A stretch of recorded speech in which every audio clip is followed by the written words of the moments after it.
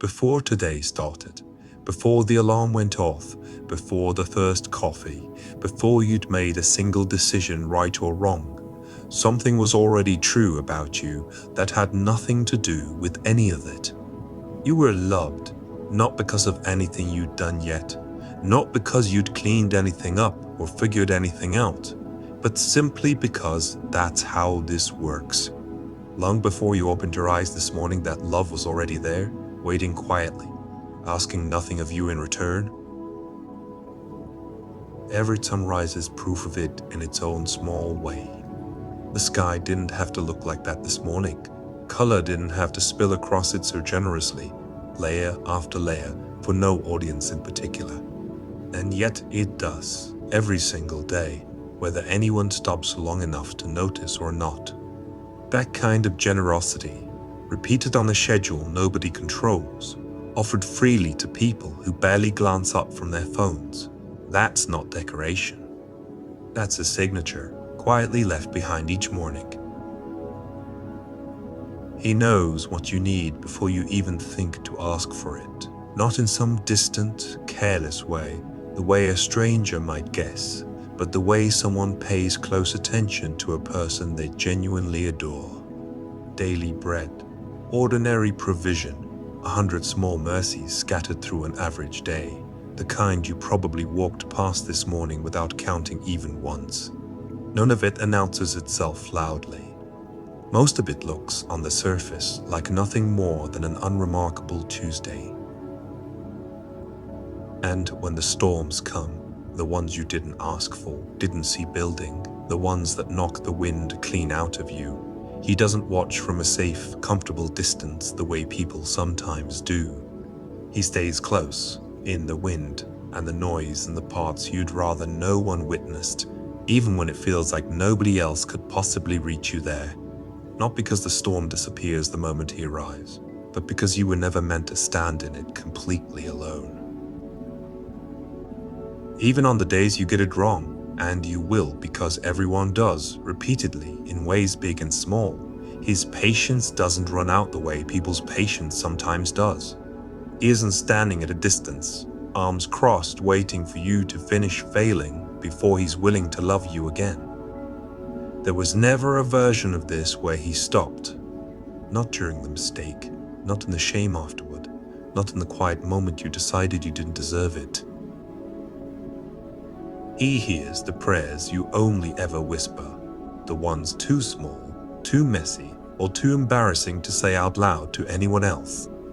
The tired ones at midnight, half-formed and barely coherent. The ones that are really just a single word, repeated over and over until repetition itself starts to feel like peace settling into the room. None of it needs to be eloquent to be heard. None of it needs to make sense to anyone but you. And on the days loneliness sits especially heavy, the ones where the room feels too big and far too quiet all at once, he doesn't fix it by disappearing into distant theology or tidy explanations. He simply stays close enough that you're never actually alone, even when everything around you insists otherwise. Presence, not answers. Nearness, not a lecture. Sometimes that's the entire shape love takes on the hardest days, and it turns out to be enough. He delights in your small joys too, not only your struggles, the ordinary laughter that catches you off guard, the good meal shared with someone you love, the song on the radio that undoes you a little. Love that only shows up during a crisis isn't the kind he offers. It shows up in the good, unremarkable moments, just as fully.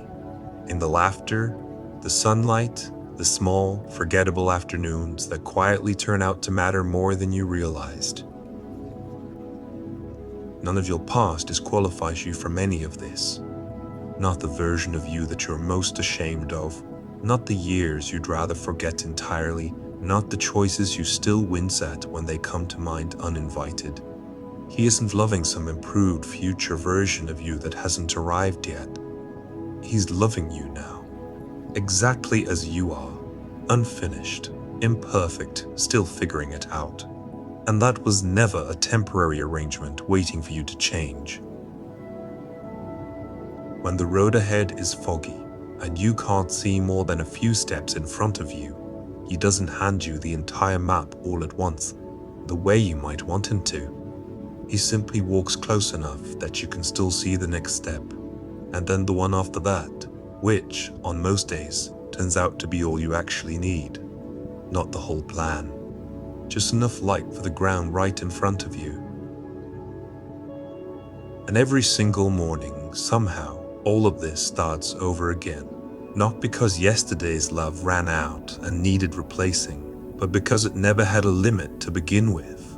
New mercy, new patience, new tenderness waiting quietly in the dark before you even open your eyes. You don't earn a fresh supply.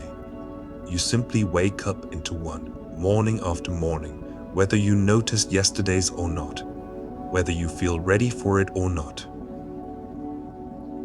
So today, wherever you are, however today has actually gone so far, hear this clearly. Maybe for the first time, you are loved.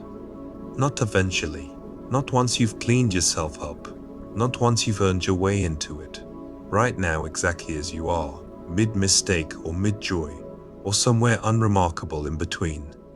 And again tomorrow, and the day after that. For as long as there are days left for you to count.